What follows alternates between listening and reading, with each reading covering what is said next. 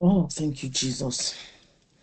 Good afternoon again, and welcome to the Digital Business Success Course Level 3 Diploma. This is Module 1, Unit 7, titled Big Data Explained. Big Data Explained. So this is all about how we navigate the volume, the variety, the velocity, and the value in the digital economy. This is a Passion-Based Global Training Institute. We are here to empower revivalist business owners to uproot ungodliness in the world and to build a legacy, especially for our young ones, helping us to really understand how godliness should invade the territory that we are. There's a cycle of revival to remind us that we are not just doing this course like any other course. We are preparing for revival, and therefore we need financial breakthrough for revival. And that's why we need to learn what goes on in the system, and so that we will not be left out as children of God.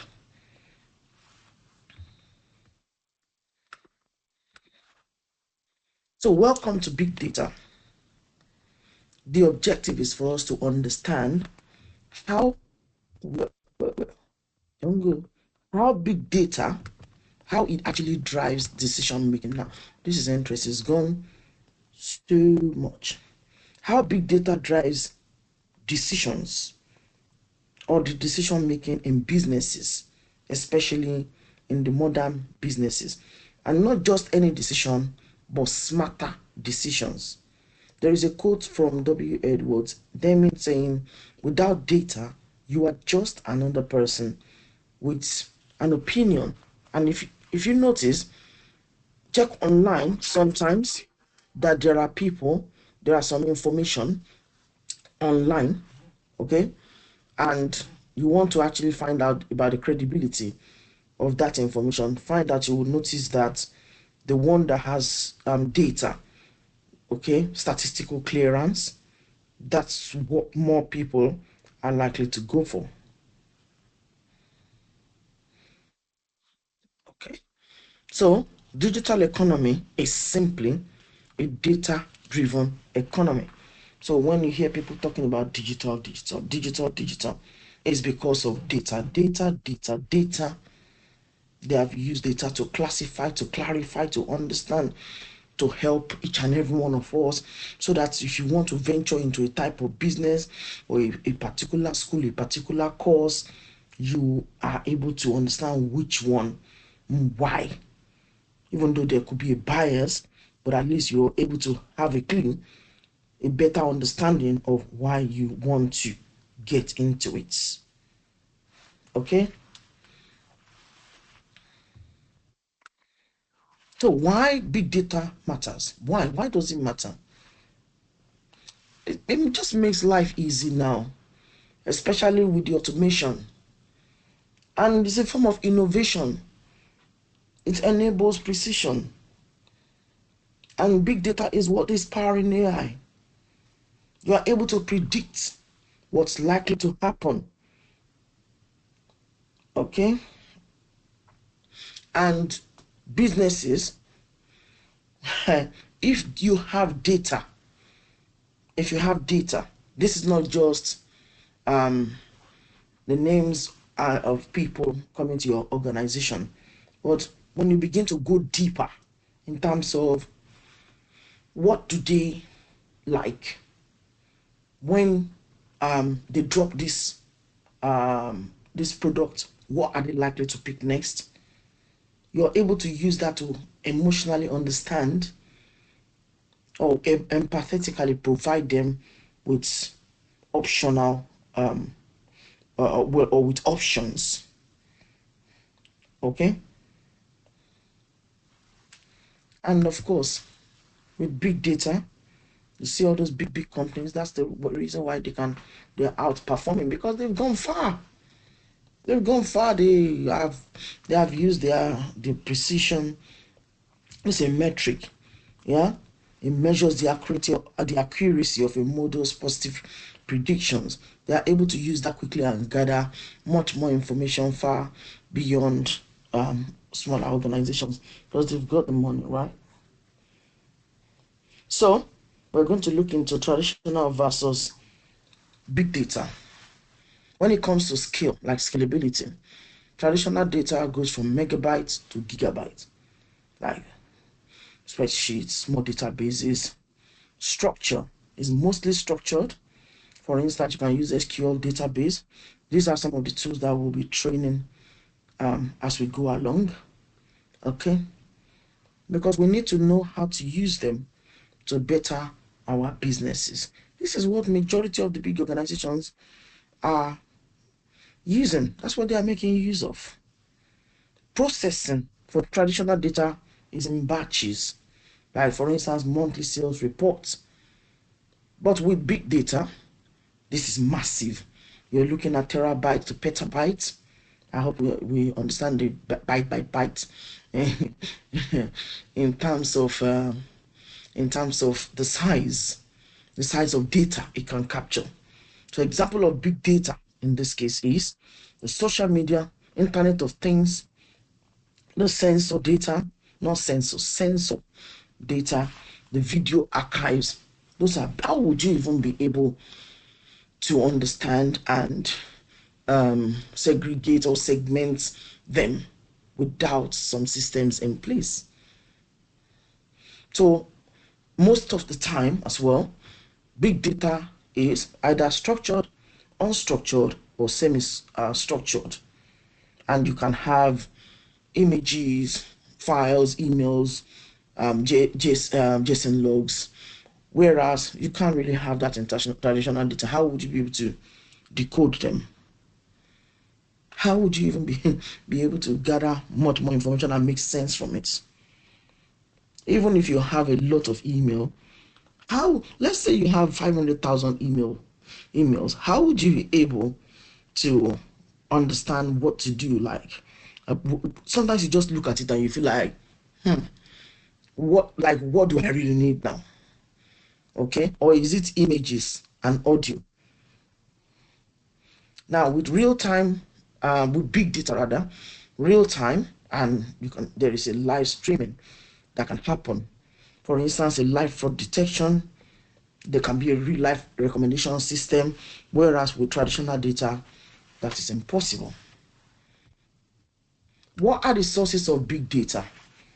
We mentioned them in the previous modules, previous units rather. Okay, social media interactions, all those emojis. Oh dear, how would you be able to decode that if it's traditional? Internet of Things, sensor readings, financial transactions. How many? Could just imagine how many people have got Visa card, MasterCard. How are they able to solve problems for each one? What about GPS and location tracking? How could we get that sorted without somebody taking time to engage in a better understanding of how to use the map? What sort of requirements are people after? You see why there's a lot of money in that. So this next slide is the introduction to the 4 V's: the volume, velocity, the variety, and the value.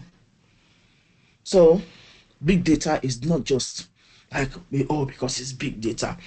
It's because it's dynamic. There are a lot of things to consider about big data. What really makes it big? The first one is volume. We have a massive data set. Like I mentioned, like Netflix, Asda, Tesco, banks, like financial institutions generally. We have a lot of processing going on at one point. Okay? And therefore, if the infrastructures don't scale, there's likely to be a failed system. Okay? Which will really affect a lot of businesses. Variety. because there are different types of data formats. There's video, there's text, there's image, there's log. So Airbnb, there are times when guest ads, they get them to just review this for us. Just review this for us. And therefore, they have the review, they have the photos.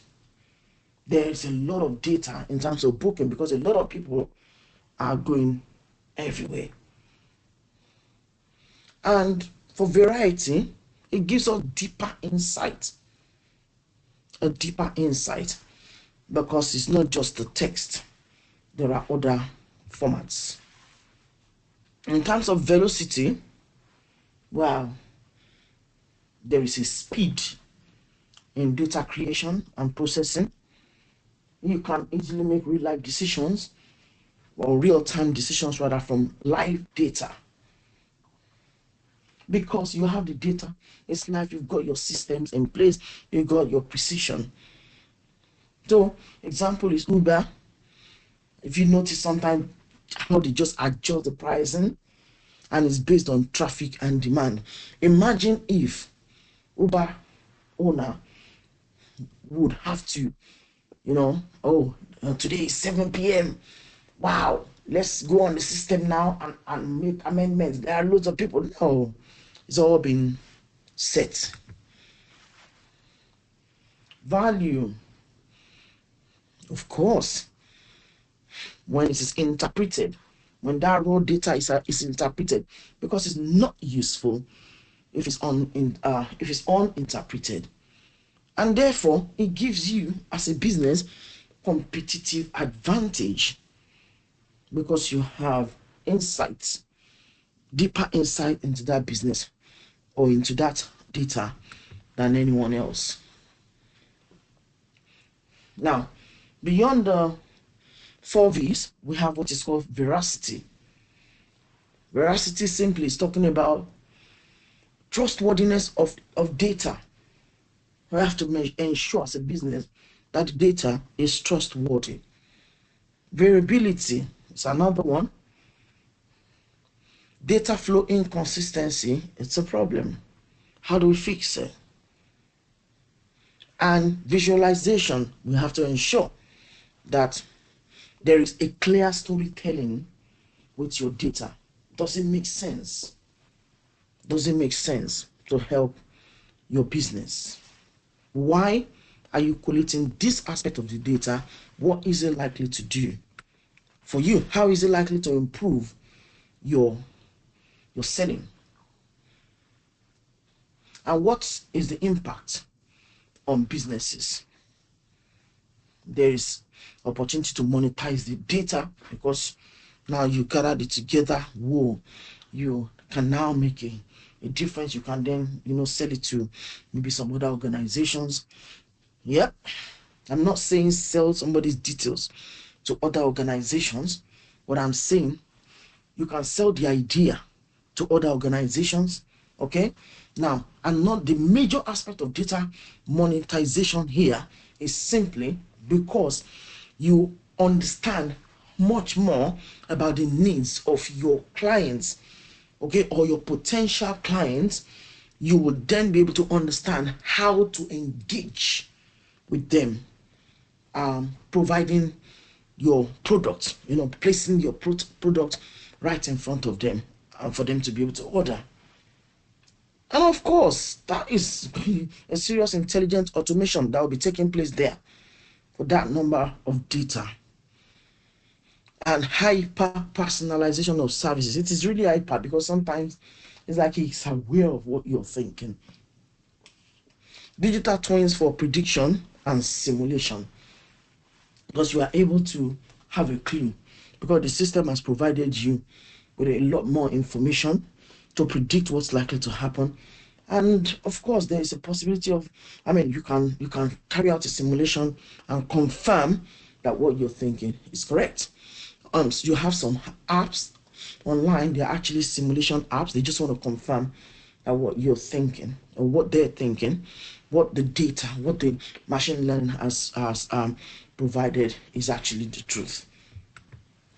Or at least if there is any any ambiguity, and be whatever you are likely to discover and fix. Okay, so big data and AI. Seriously, artificial intelligence depends on clean, high volume data. Go and find out. I mean, do some research sometimes.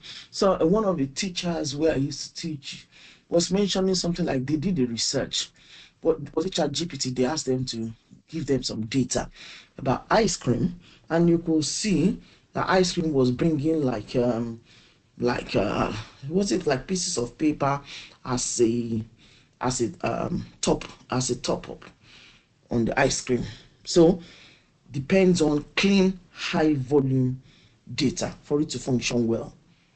If gibberish is programmed into it, it will bring you gibberish. When we talk about natural language processing, we have to look into big data and image recognition. All these are made possible with big data and AI. And you have a very good example such as chatbots. That chatbot is for businesses, and at a point we're going to look into that and see how you can create your own chatbots for your business. So thousands of past interactions is what has led to chatbot creation. So like when you're in your business, once you've noticed what sort of interactions have been going on, you gather the data, okay, the big data, and then you begin to find out how customers have interacted or how you've interacted in the past, what kind of questions were asked, what type of answer was given, what were the variables in your answer, and then you can use that to create a chatbot. So a case study in a retail organization, we know that Tesco, of course, with loads of customers all over the UK and other countries like Ireland, they use data for the layout optimization, and they have loyalty cards, and just like also Costco, they use it to track your preferences. And there is a real-time stock management, and this is based on purchasing pattern. Instead of always going to check in stock and what's in stock, what's our stock, which one should we buy, that alone can really affect somebody's mind. So they've decided to make it real time, and the more people buy, the more they bring in. At a point during pandemic, eggs were it was a case of you can only buy two crates of egg per family. Okay, in relation to jet rush cleaner, a new business, we can schedule automation based on the cleaning volume, okay, so that we don't have to keep going in and out all the time, finding out how many people are going to clean today, etc. Once it begins to increase, especially if your business is small or just starting, you can learn from this. You may not use it yet, but you need to start gathering the data. So the feedback, okay, the feedback analysis, you can use it to improve the services you're providing for your customers, and that's why it's essential that we ask for a feedback. Geographic clustering, it enables route optimization, so you will be able to know which cleaner lives close by that you can tap into to do the cleaning for you. Of course, depends on various other factors. And value from client history helps us to tailor our services. Key technologies. So there is Hadoop or Hadoop and Spark that can be used for large scale processing. For flexible storage, there is a data lake or data lakes, and there are BI tools. We have BI tools like Tableau, Power BI, Click for visualization. These are some of the tools that we have to train What is BI? Simply business intelligence. We have to learn as businesses. So at a point, I will come back, or it may not be me, will come back and explain more about it. Ethical consideration. Remember, I've mentioned a couple of times, consent is essential, and this is the reason why in survey forms, for instance, you see how they put some clause questions there. Same with purchasing. They have all those tiny information there to help you to know that they're gathering information about you, the cookies, the privacy, consent, etc. In fact, there is one organization, I'm trying to remember which one, in one of the newspapers, like, if you don't want the cookie, you pay. While when I first saw it, I thought these people are not joking. Like, we need to collect information about you so that we'll be able to understand how to serve you. If you don't want it, you pay. If otherwise, you have to want it. Wow. So, for instance, again, GDPR compliance in the United Kingdom as well as the EU, we have to understand that there's bias, or there can be a bias in the algorithmic decision making. Therefore, all organizations have to ensure that transparency matters, even in data collection. Transparency is very important because it will give you a better result. So what are the skills required for the big data era? Especially if you're a business owner or you have young people, and wondering what's going on. Data literacy is very important, and we need critical thinking and interpretation. Yes, that critical thinking, you find out that sometimes you put in data, information about clients, orders, etc. in place. You really have to think critically to understand. You have to understand the system that you need to, and the chatbot you need to create. Okay, so someone has to help you put the understanding in place. If you can't, just provide them with your processes, and then they'll be able to offer you a tailored solution. Basic statistics and dashboard creation, very important for big data. And yes, like I said, there needs to be a collaboration between data scientists and domain experts. So domain experts can be someone who's been working for 20 years in an organization, understands the processes, etc. And a data scientist coming into your organization, helping you to determine how you can make use of the data in your hand to bring in much more profits for your organization. So here is another reflection, rather, an activity. You can choose one of the V's and design a small business scenario where it's crucial. Group activity. You can map out how a cleaning service could use big data for better operation. I choose cleaning service Jet Rush, but specifically cleaning service, just for us to understand that even a cleaning service can make use of big data. And the goal here is to then link data strategy to real life transformation. It'd be nice if you are able to try it. Let's see what you come up with. And that brings us to the end of Module 7, Module 1. Module 1, Module 1, Module 1. Module 1, Unit 7 of the Digital Business Success course. You see, I have had to put that up there, so just for me to remember. Well, I know what it is, but I don't want to slip of tongues. Thank you. Have a wonderful afternoon.